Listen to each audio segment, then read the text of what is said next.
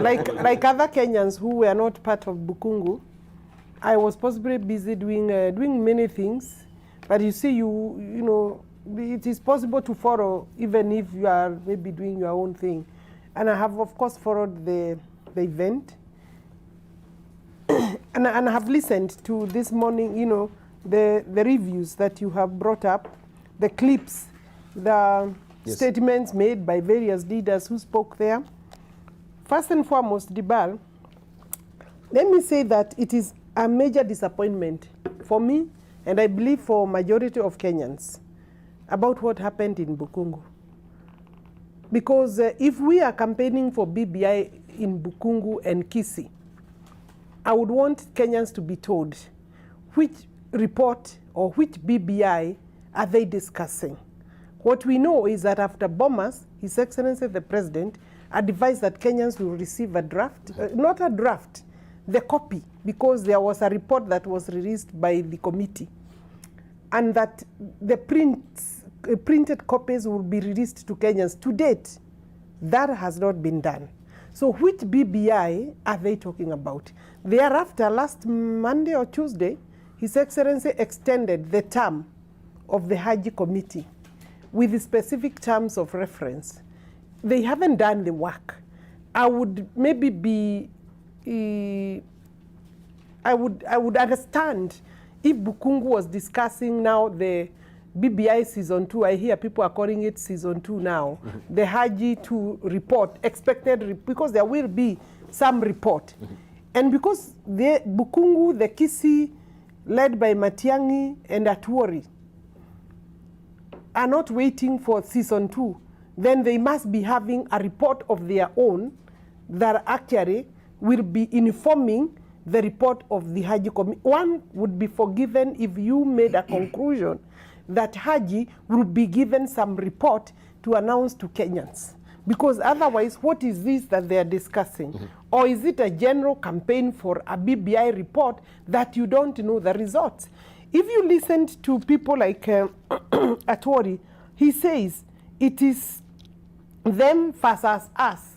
It's the BBI formation and the Tanga formation. So therefore, already there are two formations, according to Atuori, that will be ganging for the 2022. What therefore happened in Bukhungu is a campaign for 2022, and it goes contrary to the president's advice that there should be no campaigns, because he has an agenda, he has 4 agendas for this country to actually deliver. It was high voltage campaign in Bukhungu. Unfortunately, they are cowards. They have no guts to allow a parallel meeting to happen in Mumias. The state machinery that was in Mumias to stop maybe over 500 policemen to stop Mumias rally is impunity of the highest order. It's a shame.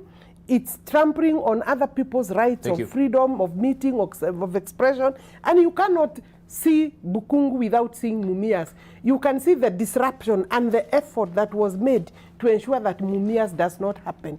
What gives Atuori and Co the right to hold a meeting under the protection of the state, funding by the state, and not the other team? Thank you. We must reject this process. Right, thank you. And come up with a framework. You know, Dibar, if we are going to have any constitutional change in this country, if it's not a fraud that we are committing on Kenyans, we need to come up with a framework that will give us the legal backing upon which then Kenyans can be able to engage within the constitution and within the law. Sir, thank you. Let's just hear from also Professor Anyang' Nyong'o. I'm given to understand also last Thursday the president also met some governors where he sought, their support in trying to steamroll BBI in various counties. I wonder, were you part of this convocation, Professor?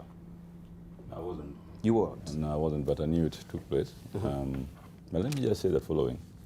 If you look at the BBI report, which is 156 pages long, and is available online, by the way. Yes. My copy I got by downloading it from the online version, and I think it's very easy to download a document and read it. I don't think there's any problem in that. And when we were in Kisii, actually the BBI Secretariat did deliver copies of the report for those who are not downloaded. So the idea is that when you have this consultation, reports are delivered so that it is shared. I think for any consultation, for any discussion, there must be people who lead it. And I think what the president did, together with Raila Odinga, was to request governors to help organize these rallies and meetings. What happens is that before the rallies, there's what is called a leaders' meeting, which is open to all leaders. It's announced. Sorry, can I have some hot water? Yes, sure.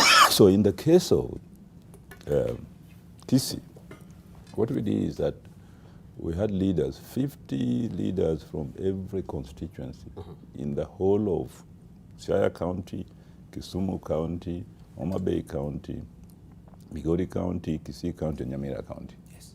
50 people from every constituency met before the rally itself. We met for about 4 or 5 hours. Yes. It's a very long meeting because first of all, there's people from the BBI Secretariat who were explaining things, people were raising questions.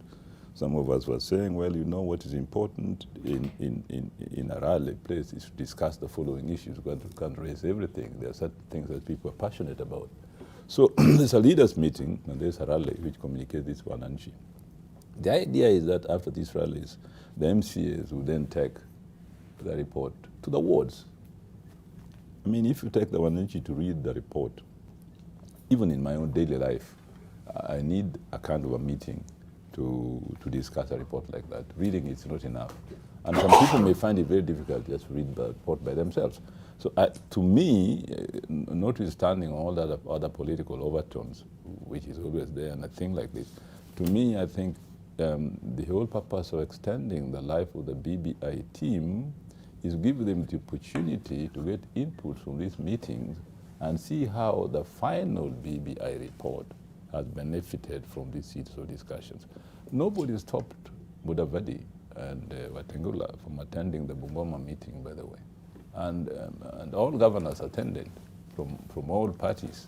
And there are leaders, political party leaders from all parties who attended the Bungoma meeting prior to our meeting in Bukhungu. So in the Kakamega was arranged differently. First was an earlier meeting of leaders in Bungoma. And then consequently it was a rally. In Kisii, we had the two in one day, and we found it was very difficult to hold the two in one day. That's why we advised the Kakamega to try and have the leaders meeting earlier and then the rally, so that you give enough time for both. Now, of course, in a rally like that, you expect people to say all kinds of things. You can't gag people. Somebody goes on the stage, and then in a rally like that, Watengula and Mudavadi said they were not coming, but they came. Okay, which was good, because a rally is an open thing, and they did a very good thing to come. And when they come, they said their best. I think, as Richard says, Watengula spoke his heart and made very good points. Watengula is a very articulate party leader. Mudavadi too. So the message got across both to the leaders who are on the rostrum and the people. What I think we do, rather than demonize the BBI meetings and rallies, is go. Get engaged and say, look, this is the way I think it should go. Now, I agree with those people, I disagree with those people who go to BBI rally and say, we and them. Of course, people have a freedom of speech, but personally, I'd rather we communicate the message in the BBI report than engage in this tug of war between Tanga, whatever. I think those are formations that came out of Jubilee, and some of us must leave it, the Jubilee affair.